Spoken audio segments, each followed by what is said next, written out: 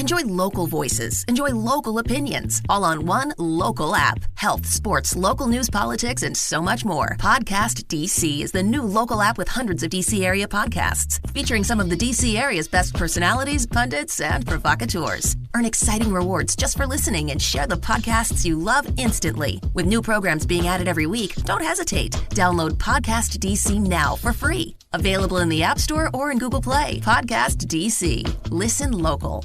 Black woman. Beautiful, powerful, resilient female of African descent with skin kissed by the sun. Conversation. A talk, especially an informal one, between two or more people in which news and ideas are exchanged. We love being Black women. Black women are ambitious. Black women are confident. Black women are diligent. We are tenacious. We walk out of our houses put together. We are many shades and personalities of fabulous. But we as Black women don't talk about our dilemmas, current events, and what's going on every day that affects us. So we created this podcast as a way to laugh together, cry together, and have an open conversation about life as Black women. Oh, that's deep. Black Women Conversations.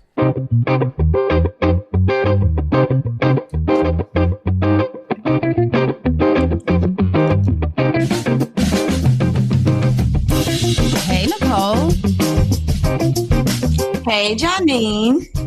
How's your week been? So the week was okay. My grandmother came and stayed with us for the week, and she never leaves her house because she's always so paranoid about something happening at her house, or my uncle, who I told you is sort of like the estranged uncle, that now, I don't know if he lives with her or he checks on her a lot because he has a girlfriend that lives like 15 minutes away in Leesville. But he's there a lot. And he is the uncle that was estranged until my grandfather passed away because he has a history, right? We all have uncles like that have histories. And it wasn't like he had a history of drug use or anything like that. He's just like not the most honest person. And he had been in and out of jail for like petty things like, bad checks or, hiding stuff from his employer. Like he does stupid stuff like that. So my mom drove my grandmother home yesterday, and they get there, and my mom calls me frantic. And she's like, now I know why your grandmother never likes to leave home. I'm like, well, what happened? And she's like, your uncle has driven the car into the house. Like physically, like an accident into the house? Right. So my grandfather, when he passed away, had two cars. And my grandfather he passed away literally 5 years ago. So these are older vehicles. One's a Jeep Grand Cherokee, and the other one was a Lincoln, one of those Lincoln Town cars, right? And it was new when he bought it. But then he died a couple of years later. So my grandmother doesn't drive. She got in a car accident when she was younger and hasn't driven since that time. She's always been drove around by my grandfather, or she'll take a cab, or her friends will come pick her up. So when my grandfather passed away and my uncle came to see him because my grandfather asked for him at that point, he's been around. So initially, he was driving my grandmother like to church, to bingo. It's the Ritter. You can get anywhere in 7 minutes. So one day he didn't come home with the Lincoln. And come to find out, he came home. He's like, oh, I lost the Lincoln. Somebody stole the Lincoln. And so come to find out, the Lincoln had been involved in a car accident. And he abandoned it? Well, he said that it was involved in a car accident and he didn't know it was. Like somebody told it and he didn't know it was. And so somebody must have stolen it. But apparently he said that this woman was in the wrong. So my grandmother's like, call your insurance company and all this stuff. And they're like, okay, that's fine. Like, send us a police report so we can process this and we can move on. Well, apparently there was a car accident, but he had lied about who he was. He lied and said that he was my uncle who had passed away a couple of years before that. But why? What's even the point? Girl, I think some people just like to lie. But why lie verifiable lies, though? Like, at some point, especially when dealing with insurance, it's going to catch up with you. To this day, they don't know where that car is. They could not get the insurance process because there was no proof that anyone was in the wrong because the car was no longer available. It was crazy. Fast forward, my grandmother comes down here and she tells him in front of my mom who picked her up, do not move this truck. Now, why my grandmother didn't take the keys, I don't know. But they get there and my grandparents have like a little 3-bedroom house. It's brick, but it has siding in the front of it. And there's a carport. There's not a garage. And there are these 2 poles, or there are poles along the side of the carport, basically. Yep.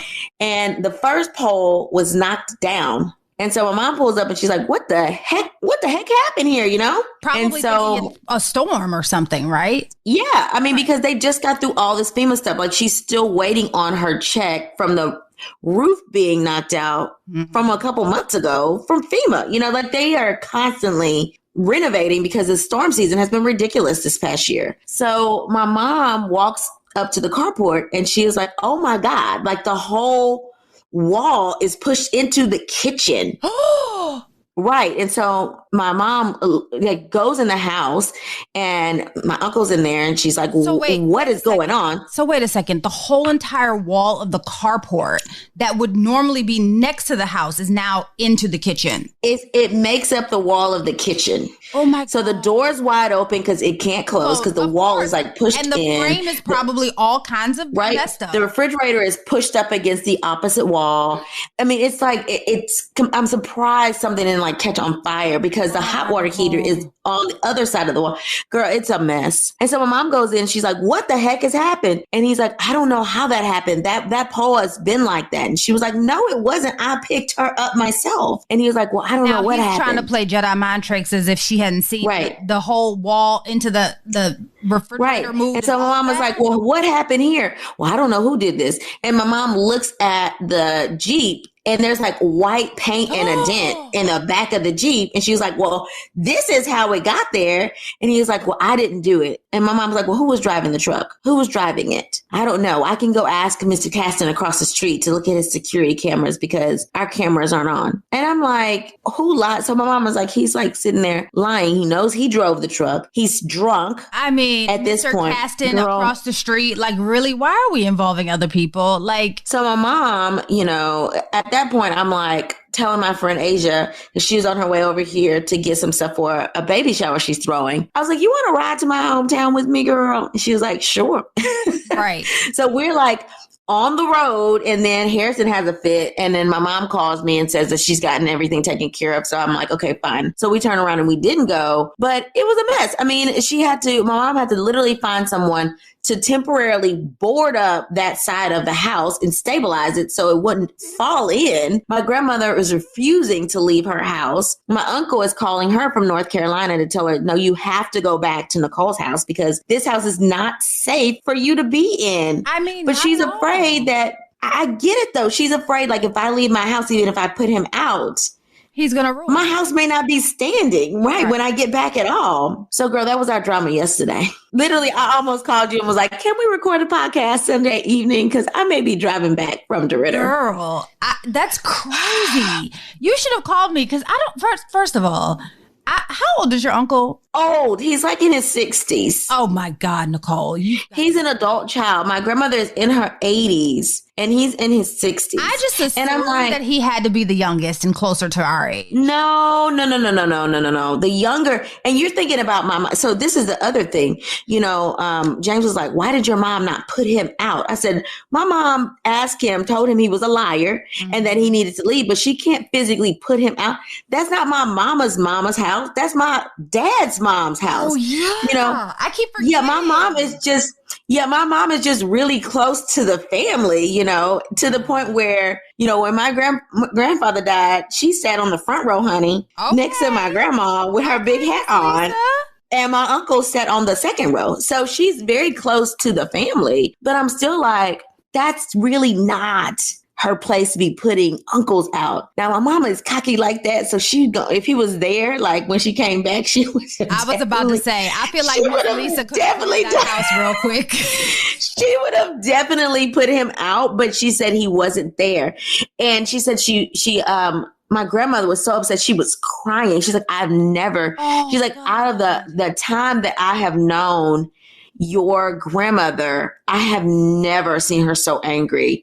That she was crying. She was so angry. But she said by the time she went back over there, someone had pushed the wall back out But I'm like, my thing is, if you can push a wall in, push a wall out, it's not stable. Safe. Right. Right. So that's why my mom went ahead and got the side boarded up anyway, and stabilized, because I mean, what if because my grandma would do something like, I'm going to go cook me a cup of coffee, and then the whole damn kitchen would fall in or something. So my grandmother let my uncle drive her to church because he needed to go to church with her. He's going to church. And when my mom went back over there and sit on the altar and have Terry service until he get that lion demon out of him. That's what he needs. And I'm with your grandmother. I just can't. She said, my grandmother said, well, I don't know. He's saying that he didn't do it. So, your grandmother believes him? Girl, my grandmother is like she believes a saint. Of course. She doesn't believe him, but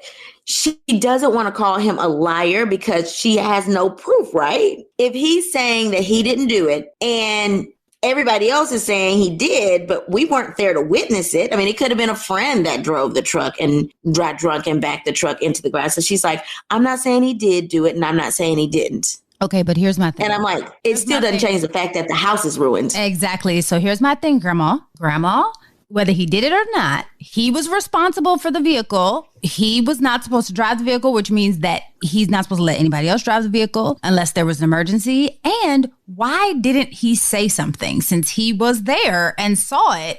And why pretend like it's been like this as if nobody would have known? Girl, listen, there are certain family members that are always welcome at my house. Like, they don't even have to call. They can just come by. I have a guest room ready for them. They can chill, right? He is somebody that's never welcome in my house. Literally, people have to convince me for him to come in my house because he is known as our family member that, and he may steal something. Oh, yeah. No, we don't like sticky fingers. We don't like that. We don't like that at all. So I don't know if my mom is still out of town, which is why Stacy is watching Harrison this morning. Oh, hey, Stacy. Harrison's gonna walk all over it, girl. But she came early. She got here like 7:15. Harrison was still sleeping. She came and got him out of the bed around 7:45. I don't know why the homeboy is sleeping in so late, but probably because he went to bed late. Because we were up late trying to figure out what she was going to do. Right. Yeah. So I don't know if he's still sleeping or not right now. He's quiet. So I'm just like, I'm going to roll. Go ahead and do these podcasts and roll with it. I don't blame you. So that has been my weekend, Janine. It always gets interesting right at the last minute. All the time. You hear what I tell you? All the time. So how's your week been? Well, I had that minor procedure on my arm, so now I have a little, situation. What I didn't tell you was last week when we were recording, I had a very swollen knee. Why did you not tell me this? Because I didn't want, here's the thing, I process things for myself before I end up seeking help. Okay. So I had a very swollen knee. So right after I had my procedure for my arm, which was super minor, but I went to the dermatologist who are like, I feel like dermatologists are like plastic surgeons. He was super meticulous with my stitches to make sure that I didn't have any weird scar, right? Which I really appreciate. Shout out to Dr. Soden. But I could barely walk. He was like, I was wondering why you were limping. So I went to patient first, which is urgent care here. And I have managed to sprain. First of all, they drained fluid off of my knee. That process, annoying. It felt better after they drained it, but the process is it feels uncomfortable. And I have a sprained knee, and now I have a hinge brace on my knee. Oh my God. On for 3 weeks so that I can get my knee stabilized because, and this is lesson to parents who have children that have sports injuries when they're younger, if they tear a ligament, if you have a child and your child tears a ligament when they're young, please get it fixed for them. Even if they This is from a torn ligament when you were younger, though? When I was in high school, and my knee is not stable. So basically, they have this hinge brace on my knee. So I have a hinge on the left side of my knee and a hinge on the right side of my knee. So my knee can still operate the way that it needs to, but they're stabilizing it because my knee is moving side to side, which is not supposed to do. It's supposed to stay there. So got this good old trusty brace for the next 3 weeks. That had to have been happening before now, though, Janine. You just did not listen. This is not just to parents. It's to people, all people. Stop ignoring your symptoms. Look, I felt like I knew what a torn ligament felt like, so I knew it wasn't that. So I was like, it's not excruciating pain. It's just a little annoying. Oh, my God. And the only reason that I really went, Nicole, is because I had gotten the swelling down because, I have enough sense to say, okay, well, let's put some ice and see if we can get the swelling down and let's take some ibuprofen and, all those kinds of things, right? I had gotten the swelling down and then all of a sudden, whoop, started swelling up again. And so I was like, you know what? It's probably time for me to go to see somebody about this. So I did. And now I have a brace. 3 weeks I got it. And then I have to go see an orthopedic surgeon. Oh my God. I don't know what to do with you. I don't know what to do with you. You're hard-headed. I thought that we had worked on you and you weren't as hard-headed, but I realize now, same old Janine. Well, here's the thing. I try really hard to avoid these situations, but in my mind now I'm realizing that the longer I try to avoid them, usually the worse they are. So I'm getting better. Because I did voluntarily go to patient first this time. I did not, no one had to tell me like, hey girl, you need to go patient first. I was like, okay, this is a thing. So let me go see about this and get checked out. And now, we're here. It only took you probably, 15 years, something like that. It only took you a little while. Okay. Yeah, it's okay. Well, I hope that you feel better now, though. I hope it's better and that you're not going to do anything like Pilates on top of this knee brace. Well, oh my God. My event the very next day, it kind of aggravated it. It was outdoors. What are you thinking? I had to work. Look, work has to happen. Okay. If anybody is listening and they are trying to figure out which one of us are the sane and which one of us have lost our minds, I think this is pretty evident today. It's Janine that's lost her mind. Not me. It's Janine. Work outside is open. I do events. I can't not do events. Yeah, but you don't have to do events that's going to strain your already strained knee. But it literally was the next day. I didn't have time for the coverage. I just was like, okay, moving around. I have been. Hard head going to get you in the OR. No. Don't say that. Jesus, knock wood. Yeah, stop being hard. Stop being hard-headed. Stop being hard-headed. Okay. But yeah, I've relaxed kind of this weekend. I didn't really do much yesterday, did I? I put together a piece of furniture and that was it. That's all I did. I'm resting. Don't worry. We got this under control, kind of. And if we don't have it under control, be sure that I will call you and tell you. But I'm not going under the knife unless I consult with my friend, Dr. Plenty. I'm not going to do that. That is the thing. You're just so hard-headed. I just don't know what to do. I just literally don't know what to do with you. And then you didn't tell me. We literally have talked this week and you did not mention it at all. Because I just figured it was like, oh, okay. Because honestly, Nicole, when I went to patient first, I thought they were going to be like, girl, here's some anti-inflammatory medication. Your knee will go down. I just thought I was going to come out with some pills, to be 100% honest. But then the brace situation happened and now we're here. Oh my God. Well, at least let's focus on the positive. At least you're better. Amen. I hope that you stay off of that knee and allow it to heal. Amen. I will do that. All right, Janine, what's on your timeline this week? Okay, so of course, we don't really usually talk about medical stuff here, but we're going to talk about medical stuff. And we usually especially don't talk about reproductive stuff because you got a whole podcast for that. Pregnancy Pros podcast. Y'all go listen and subscribe to that. But this is Fibroid Awareness Month, so we're going to talk about it. Okay? It's funny because earlier this week, Ken asked me, he was like, hey, what are y'all talking about? Did you do your homework? And then when I told him what we were talking about, he was like, he literally chuckled and said, oh, well, that'll be easy because you lived through this. So here we go. I'm going to run through the basic facts about fibroids and Fibroid Awareness Month. And then I'm going to let you give your expertise, Dr. Plenty. Okay. So start off. What are fibroids? Fibroids are non-malignant tumors that form in or on the uterus. Fibroids are treatable. So they're not like a death sentence. A lot of people are like, oh my goodness, I have fibroids. Most people don't die of fibroids, right? So they're definitely treatable. Most oftentimes people have a myomectomy or a hysterectomy, but there are several treatments apparently that as I was doing research for this, I was like, I'm about to go down a medical rabbit hole. So I'll let Dr. Plenty do that part. Some symptoms of fibroids are heavy bleeding, pelvic pain, bloating. Fibroids can cause some infertility, frequent urination, constipation, pain in the legs or back, pressure, painful intercourse, bleeding between periods. So there are a lot of symptoms that you can have if you have fibroids. According to the research that I did, it says that not all fibroids require treatment. In some cases, doctors apparently just observe them to make sure that there's no change in the size of the fibroid or they're not causing you any problems, and they just kind of let them sit there. It's estimated that between 20 and 50% of women of childbearing age have fibroids, like are currently living with fibroids. And about 80% of women will develop fibroids before menopause.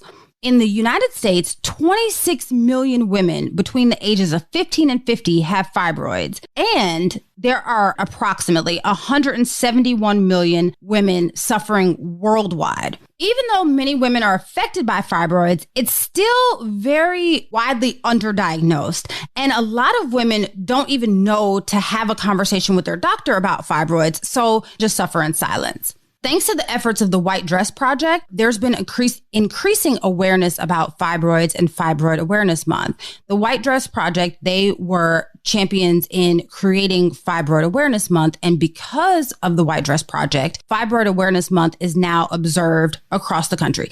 The name for the White Dress Project came because women don't often wear white when they have fibroids because of the heavy bleeding. So the mission of the White Dress Project is to empower women and live free. So the white dress is a symbol of freedom and living free without the worry of having fibroids. If you would like to support them, you should go support the White Dress Project. They're at the forefront of fibroid awareness, and it's super important. So I'm going to say this. If you're listening to this podcast, especially if you're an African-American woman, it's very likely that you will experience fibroids at some point in your life.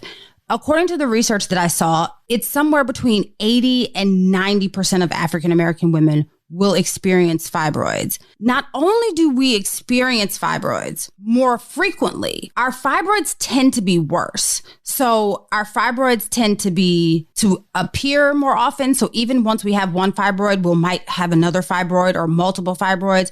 Our fibroids tend to be larger. We, based on the research that I saw, have fibroids, African-American women have fibroids that are more resistant also to treatment. So our fibroids tend to be worse than pretty much any other race. So if you're listening to this, I would say, even if you don't have fibroids or you don't know anyone that has fibroids, I would say, please go check out the White Dress Project. It will give you a whole lot of information, and it'll tell you, just in case this happens to you or someone you know, which it's very likely, it gives you steps, questions to ask your doctor, things that you should be mindful of, things that you should look out for, things that are normal symptoms of your period and things that are symptoms that you could possibly have fibroids. And honestly, the White Dress Project actually was an integral part of my personal fibroid journey as well. So like I said, you should really check out the White Dress Project. So Dr. Plenty, you can give us all the medical information about fibroids and what people should be looking out for. You know, it's funny because to hear you call me Dr. Plenty on Oh That's Deep is like, it sounds sort of kind of weird. And then whenever, so y'all have no idea. So when Janine said, let's talk about fibroids, I was like, really? Like, we're about to go medical on them? And she's like, but this is what Black women talk about. And it's true, right? So she's right. 80% of us will have fibroids. I have fibroids. Janine has fibroids. My mama had fibroids. So I don't know a lot of people that haven't had fibroids, right? So if you look around, 50% of African-American women in childbearing age, but like before you die, you will have fibroids likely 80%. And we leave out the other ethnicities, but that's not necessarily true because 70% of Caucasian women also will experience fibroids sometime in their life. And I don't know if people just aren't talking to their physicians, but if you aren't, then you should, right? Because that's why fibroids are underdiagnosed and misdiagnosed. Y'all, we need to go to our annual visits. We have got to go to our annual visits. That's that yearly GYN visit where they do the pelvic exam and then they press your belly to see how big your uterus is. And if your uterus is big, it's not just big because you have a giant uterus. It's big because there's something going on in it. If you're not pregnant, your uterus should not be enlarged, right? And so something's going on, like there's something inside of your cavity like a fibroid. There could be a cancer there. It could be something else that we're feeling and we think it's your uterus. It's really your ovary. So, or it could be something else in your abdomen or some other kind of tumor. So that's why it's important for you to go to your annual exam.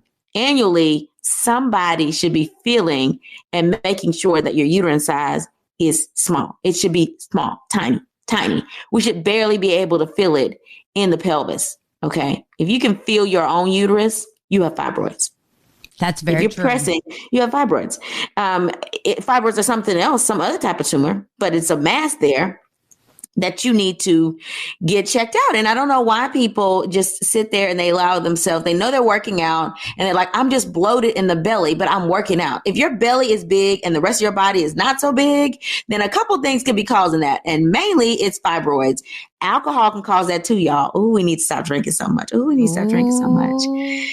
That beer belly is a truth. Beer belly can cause you to get some fluid on your belly and ascites and liver disease and things like that. But once you rule out everything else, especially if you have heavy periods, that's going to be the number one trigger: pelvic pain, constipation, heavy periods. That's what people complain of. Get that checked out and tell somebody. And you don't even have to wait until your next GYN visit. Now, don't do what Janine did earlier today about this knee and wait 13 years to tell somebody. You're going to tell somebody early. When you go to your GYN exam, you're going to say, hey, I have painful periods. Hey, I have pain with sex. Hey, my cycles are lasting more than 7 days. Or when I go on my cycle, I'm hosing. I have to wear a tampon and a pad, and I'm barely, I barely can get through work without changing it every hour, every 2 hours. That is not normal. If you're listening, you think that's normal, that's you. You need to call your OBGYN right now. Okay, Nicole, let's stay right there for a second though, right? So when I started, I knew I had fibroids, right? And again, the doctor was like, oh, let's just, observe them for years. Almost a decade. And then all of a sudden it was like when they got bad, they got really bad very quickly. My question is though, I always had heavy cycles. I've always had heavy periods, right? And the doctor would be like, well, if the periods get heavier, let me know. What is heavy? Because what is the measure of, oh, this is heavy, maybe I should talk to my doctor, or this is just a little bit of a heavier cycle? If you're changing a pad every 2 hours, that's heavy. Like if you're saturating a pad, that's heavy. I'm not talking about you people that want to go to the bathroom and you have that one little area on the pad. That's not saturating, because people are like, oh my God, I went through 10 pads today. Were they saturated though? If they weren't saturated like full, then that's not saturation. But you have people that actually are changing their pad every 2 hours, or they're changing their tampon every 2 hours, and not because they feel nasty and they want to change it. Because a lot of people do that because they don't feel clean. Mm-hmm. But because you're like, if I don't change this pad, I may soil my clothes. That's a problem. If you're changing pads because you are soiling your clothes, if you wait any longer than 2 hours, that is too much bleeding. And then if you're on your cycle and you're like, oh my God, I have to stay in bed all day long because my cramps are just that bad, then some people do just have painful cycles, but you need to get it checked out to make sure it's not fibroids that's causing your painful cycles. And then if you are losing so much blood that when you're on your cycles, you feel dizzy or you're fainting, that is not normal. You need to get that checked out. You should be able to function pretty normally when you're on your cycle, with the exception of some mild, premenstrual symptoms before your cycle. Some people have a little bit of cramping. They need to take an NSAID during their cycle. But other than that, you should be able to function, right? Mm-hmm. Like some husbands say you're a little bit moody, when you're on your cycle. Okay, there's hormonal changes going on there. I get it. And so fibroids and menstrual symptoms, don't go hand in hand. Like it's not like you have, mood swings go with fibroids. Now that's just hormonal changes, period. But if you're like, oh, I'm so fatigued, I'm drained, like I feel dizzy, I'm super tired, maybe you are losing a little bit too much blood. You need to get that checked out, girl. I will say this also, Janine, because you mentioned that you had fibroids for years and your doctor just wanted to monitor them. So there are times when you don't need them removed, right? Like you can. They're small. They're 1 to 3 centimeters. They're not causing you any issues. And I'm always in the mindset, if it's not bothering you, don't bother them. Like leave them alone, right? Mm-hmm. But if you notice yourself, hey, I'm trying to get pregnant, I can't get pregnant, then and you have fibroids, then you may want to get those removed, because you don't want to create any barrier to prevent you from getting pregnant. If you're now going from being asymptomatic, like I didn't even know they were there. They told me they were there on ultrasound, but if they hadn't done an ultrasound, I wouldn't have known they were there. And now all of a sudden you're having like constipation or pelvic heaviness, then you may want to get the size checked so that you can know to get them removed. So basically everything is based off of symptoms and whether or not you're trying to get pregnant or not. They're not necessarily based off of the size per se. So if you're asymptomatic and you have fibroids, then you don't necessarily need to get them removed. You can die with fibroids. I mean, it doesn't cause you to die, but there's a lot of women walking around in their 80s and 90s with fibroids and they're not causing any issues, right? So it just depends on the symptoms and what you're trying to do and where they're located to say how you should get them removed and whether you should get them removed. I had mine removed. I had a myomectomy 2 years ago. What are some of the other treatments other than a hysterectomy? But you can go into that as well. What are some of the other treatments for fibroids? A hysterectomy is a treatment, right?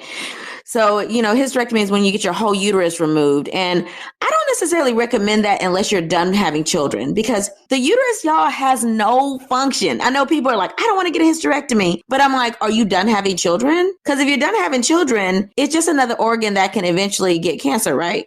Right. So get it removed. Like if you're having issues with it and you're done having kids, like, hey, I'm in my 40s or you're, already menopausal, like, what are you waiting on? Just get the dang on uterus removed. And you can do that laparoscopically, meaning with those small little ports, they can, and you won't even have a big incision. They can remove it laparoscopically and basically pull it through the vagina and then close up the vagina. Okay. Is how you do it laparoscopically. And that can be done laparoscopically using a robot or laparoscopically using just straight stick instruments. And your OBGYN will go into which type they do. If you're somebody that has larger fibroids, you may need an open hysterectomy, which is when you get that sort of like a bikini cut, almost like the same incision you would get for a C-section, and they will remove the uterus that way. Now, there are people that specialize in minimally invasive surgery that can remove big fibroids laparoscopically. They just sort of chew them up and then remove them from the uterus and then pull out everything else through the vagina, depending on how big the uterus is itself. So some of it they grind up, some of it they can remove, like carve out and remove from the vagina. It just depends on the size. But a lot of the time you can get fibroids or your uterus removed laparoscopically, and you won't need a big open case unless your uterus is really, really, really big. And it would be risky to keep you under anesthesia for so long to try to grind up the whole uterus laparoscopically to get it out.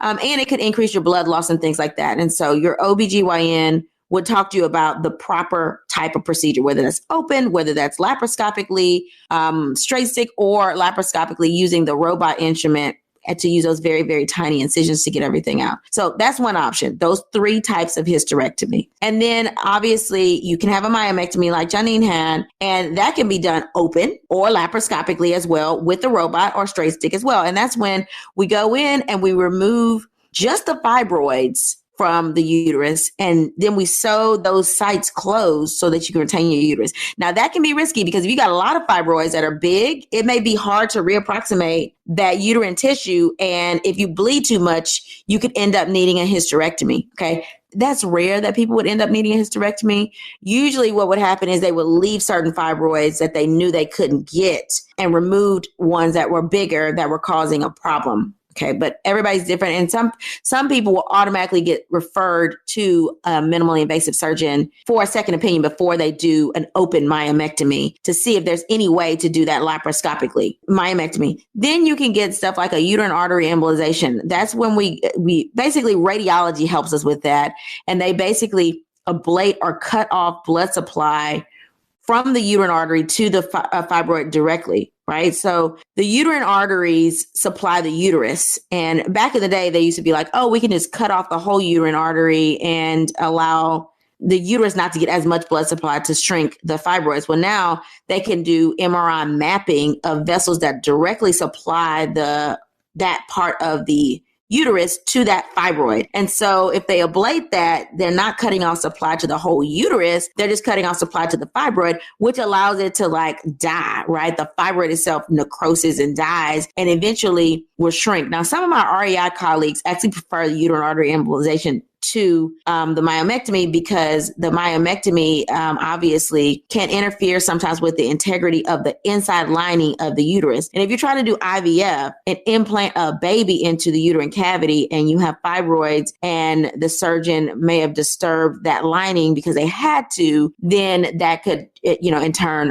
have less success rates with IVF. So you got uterine artery embolization. And then you can do treatments for heavy bleeding, like an ablation and things like that. You can do with fibroids. That's like burning the inside lining of the uterus without touching the fibroids at all. And that way you don't bleed as much because you don't have the lining there to be shed. Now, if you have fibroids that are prolapsing into the cavity, they can also do a hysteroscopic myomectomy, which is where they shave that portion of the fibroid inside of the uterine cavity so that particular fibroid doesn't bleed. But that's not a good treatment for fibroids that are outside or hanging off of the uterus. So you got some options. And then people will give you Lupron. That's just an injection. So if you're like, I'm anti-surgery, well, they can give you a Lupron injection. That basically throws you into menopause though, right? And so it decreases your estrogen and in turn will shrink the fibroids. And it's not a long-term solution because it throws you basically into premature menopause temporarily, and long-term it can cause some issues with like osteoporosis and things like that. So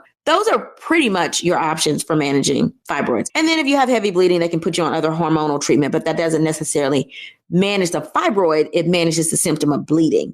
That makes sense. And that's important to differentiate the two. Yeah.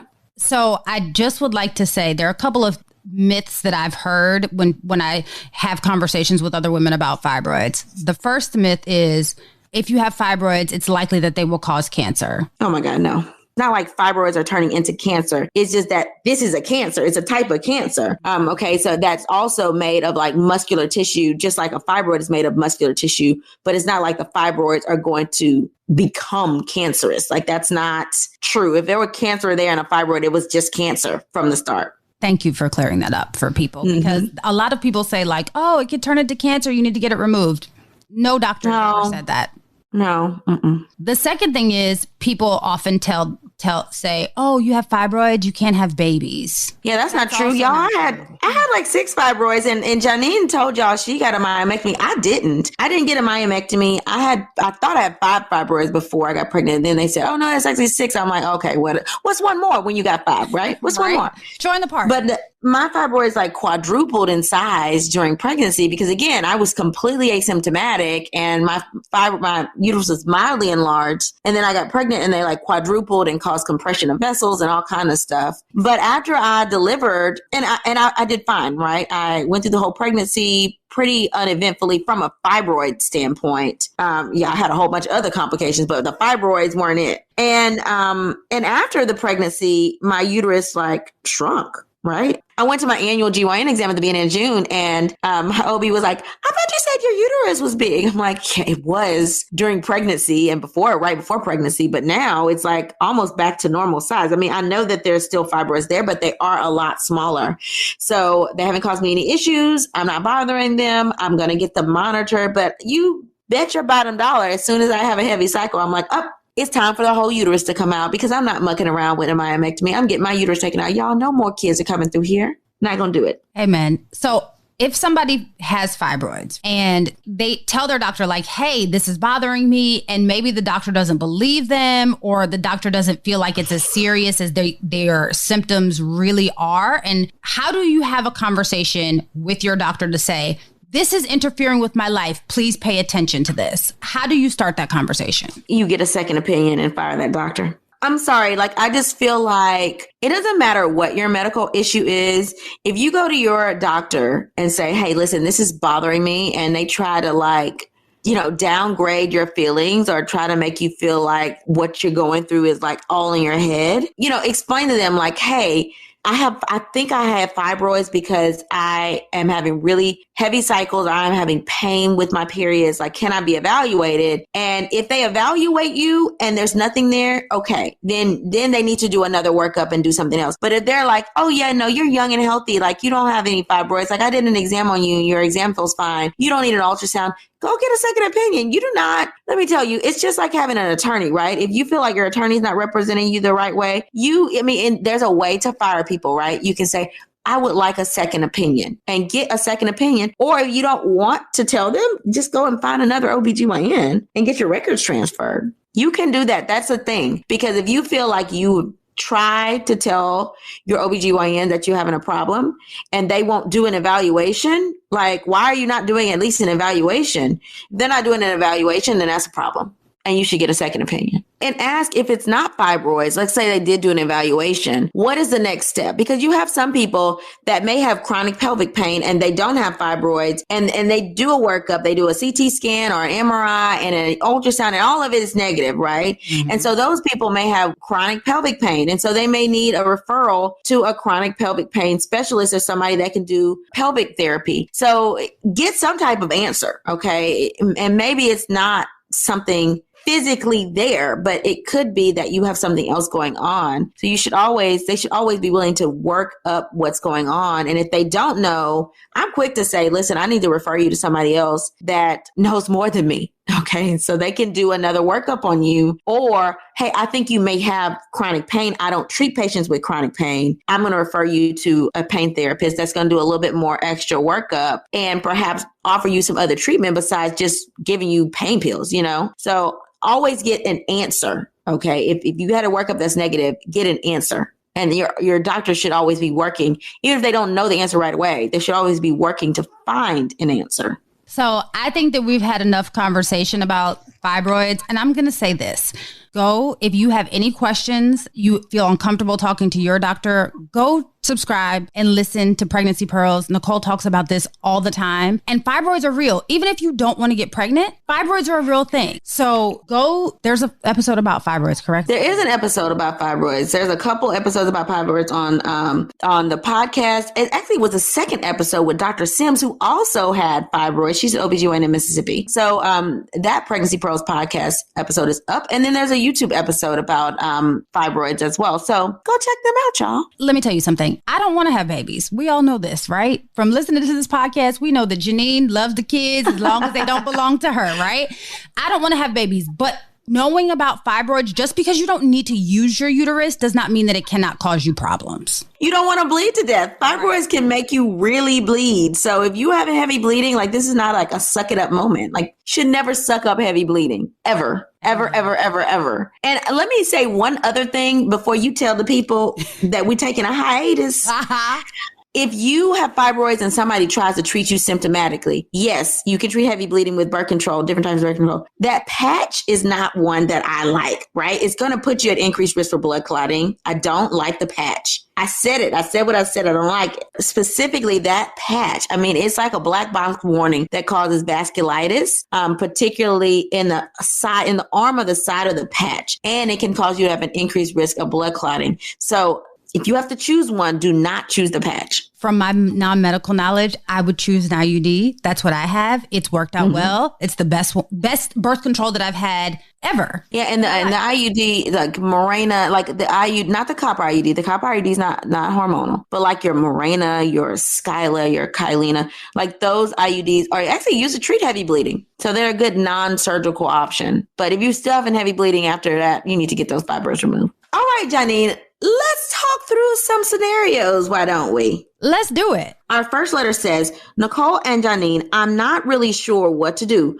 Fibroids are ruining my relationship. My boyfriend and I have been together for 6 years. I was diagnosed with fibroids 5 years ago during my annual GYN exam. At that time, my cycles were a bit heavy, but I didn't have any other issues. My OBGYN at the time recommended that I have them removed, but since they were small, about 3 centimeters each, I decided to wait. Over the years, my cycle got heavier despite birth control, and now I have 6 fibroids, all between 5 to 9 centimeters in size. I've gained quite a bit of weight, and now intercourse is painful. My boyfriend wants me to get them removed, but when my new OBGYN discussed the risk, it scares me. She says I could potentially lose my uterus. If that's the case, I wouldn't be able to have kids. I don't want them removed with that risk, but I don't want to be miserable either. Ladies, I don't want to lose my relationship. I don't want to live like this. Please help. What would you do in my shoes? Okay. As we've discussed, Janine has been here. Let me tell you this. when your stomach starts to get big and you can start to see them, that's probably time to get them addressed. If you are this uncomfortable, I think that one of the last symptoms that I had was the painful intercourse, right? Prior to that, it was just the heavy bleeding, the discomfort, the embarrassment of possible leaking, like all of that, the cramps, all of that. But the painful intercourse was like towards the end right before I had my myomectomy.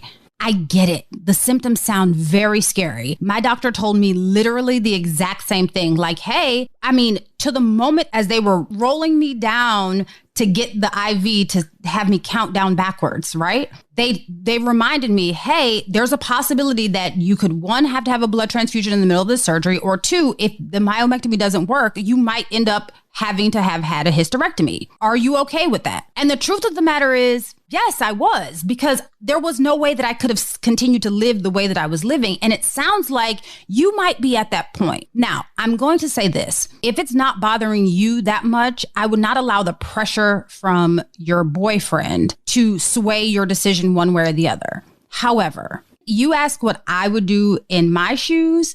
And knowing what I know now and being on the other side of a myomectomy, the one thing that I regret is not having done it sooner. The freedom that you will feel on the other side of your myomectomy, of course, once you heal up, girl, once you get back to your fighting situation, you will be asking yourself, why didn't I do this before? It sounds scarier than it is to me. Of course, the doctors have to give you all of the potential risks. That's what they have to do. That's the legalese of it all. But the truth of the matter is, it's worth it, girl. It's worth it. It was like someone had opened up a whole new world to me when my myomectomy was over. So I would say, go ahead and have them checked out. That's what I would say. Yeah, she probably is at the state of regret, right? She's probably like, man, why did I not get these fibroids removed when they were 3 centimeters? Why did I not get them removed? But realistically, if they weren't bothering you at that time, I could see why you didn't get them removed.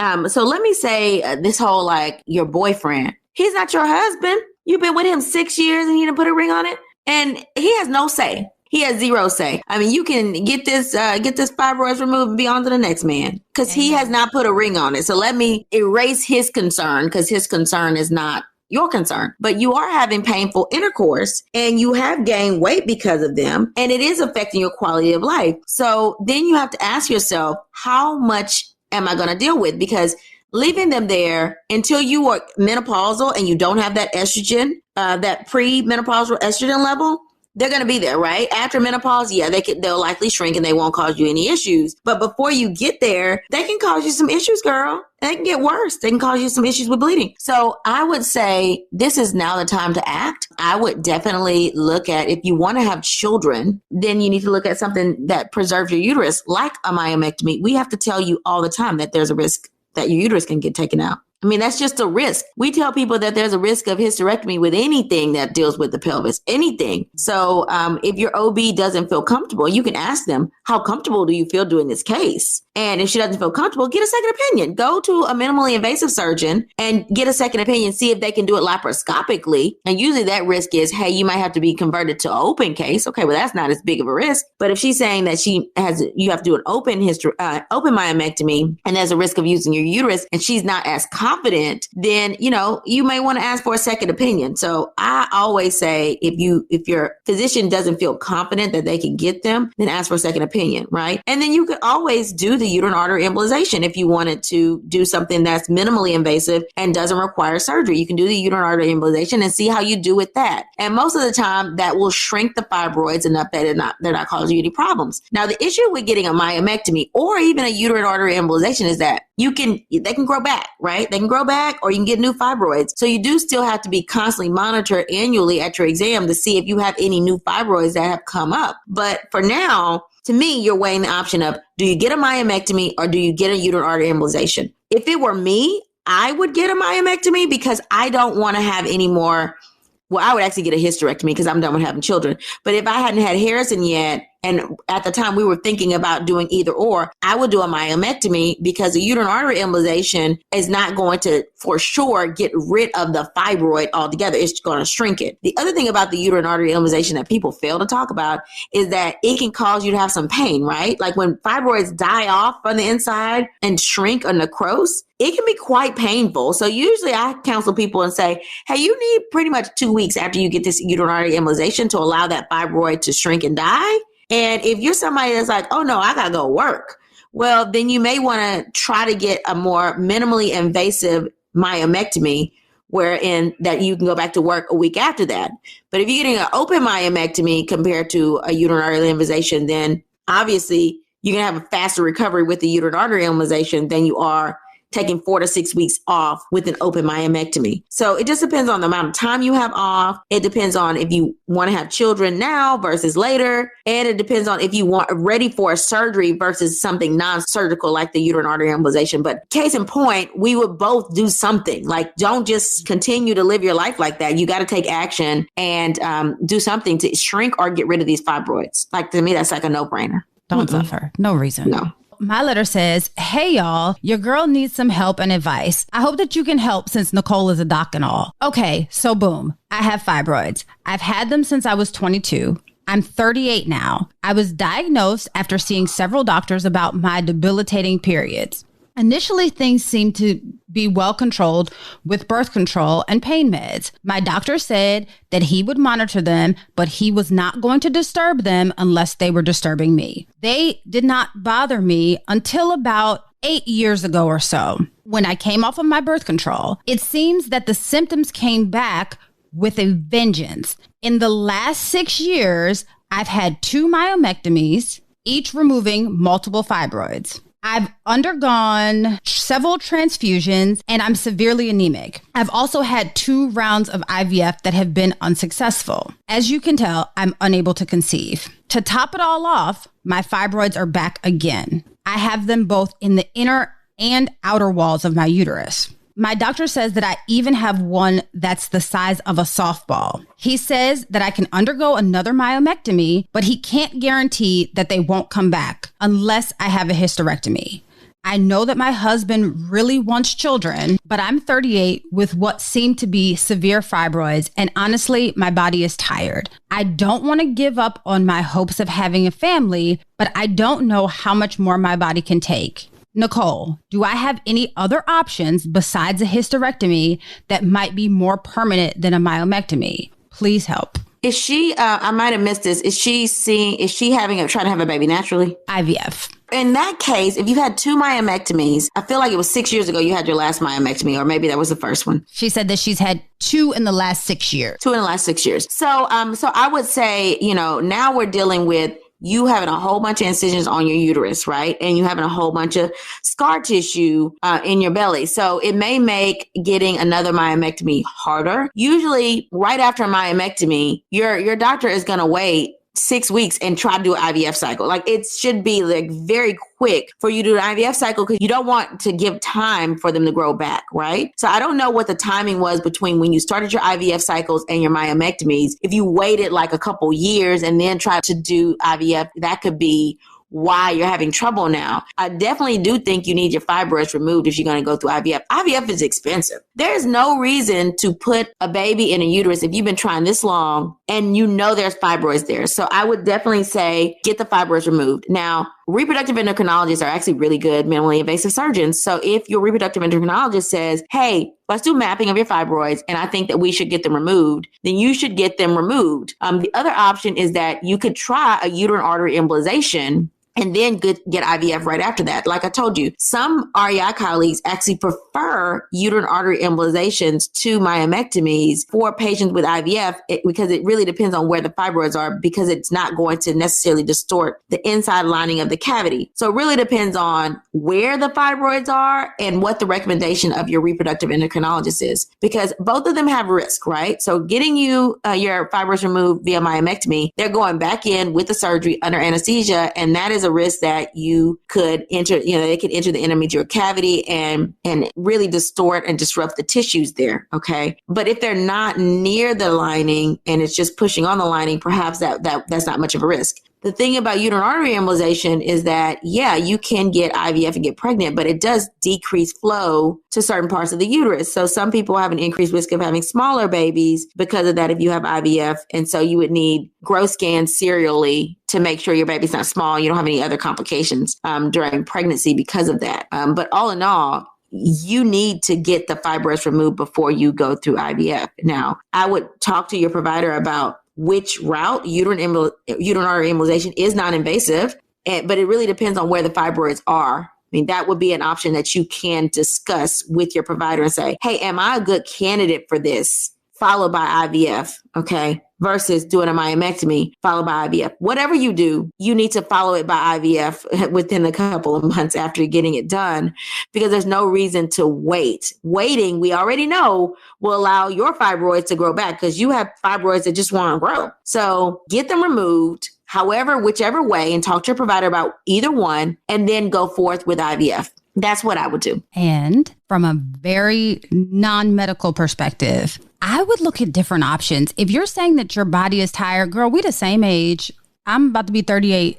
I would just say adoption is real. Adoption is real. If you're paying this much money for IVF, it's likely you can afford a surrogate. If you really want to have children, if you and your husband really want to have kids, why don't we explore some other options? If you want to have a biological child, maybe put the money into having a surrogate rather than having IVF, right? If not, people do that. I mean, surrogacy, let me just, so we'll have season 2 of Pregnancy Pearls. We'll have a surrogate on there. I've already arranged that. Amen. Because my husband and I have thought about that ourselves. Surrogacy can get expensive, right? It's going to be between $80,000 and $120,000 to do a surrogate, in addition to the cost of IVF. So it is very expensive. But if you really want a child and you're like, I am done doing all the poking and prodding that's going on, that may be an option. And most people, if they do that, people are like, I can't ever afford that. I mean, the things that you take out your 401k for, like that would be something to take out your 401k for, things like that. If you don't just have the savings readily available and you want a child,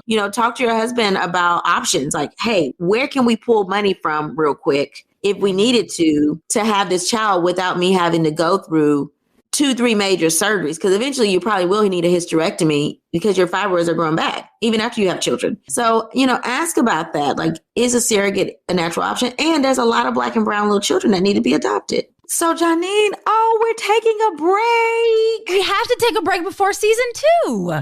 So, y'all, while we're taking a break, don't slack. Continue to follow us on social media. We are on Instagram and Facebook at Oh That's Deep BWC. So keep following because we'll keep on posting and we will continue to answer your DMs. Of course. And we're on Twitter. Our Twitter's been popping lately. A lot of conversations over there. It's O_BWC on Twitter. And yes, make sure that you continue to follow us. And we are going to give you a best of episode. So we're going to compile an episode of all of our favorite moments from season 1 to hold you over to season 2. So next week's episode will be a best of episode. And then we will come back in a couple of weeks with some new, fresh, exciting episodes.